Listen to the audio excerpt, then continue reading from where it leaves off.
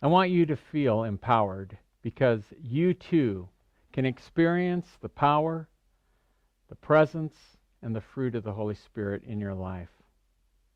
Thanks for joining me for Good News Reflections. I'm Pastor Dean, and here at the Lakes we read a chapter a day. Today it's Galatians 5. I invite you to read the entire chapter. I'm going to center on Galatians 5:22 and 23. The Holy Spirit produces this kind of fruit in our lives: love, joy, peace, patience, kindness, goodness, faithfulness, gentleness, and self-control. The fruit of the Spirit is a byproduct, and it takes time to grow, and it needs to be matured through care and intentional cultivation.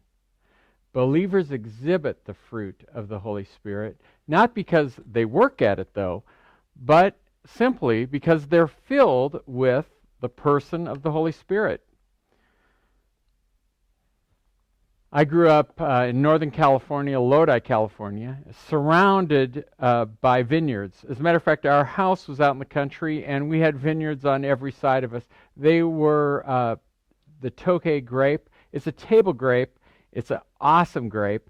And my mom and grandmother, my grandmother lived with us during this time, she wanted to plant a vineyard in the back. So we bought 3 Tokay vines, and John, our neighbor, and my grandmother and I can remember us being out there planting these vineyards. It was August. It was like 105 degrees. We were out there for days planting these 3 vines.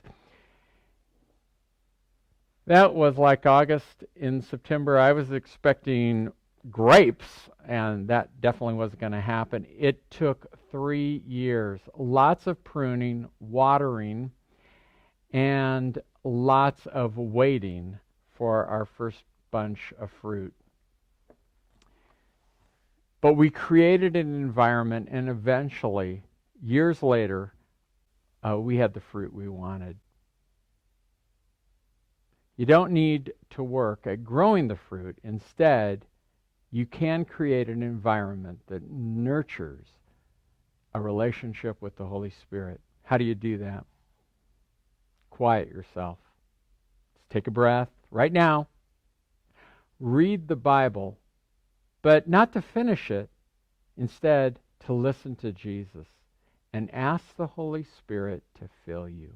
For you too can experience the power, the presence, and the fruit of the Holy Spirit.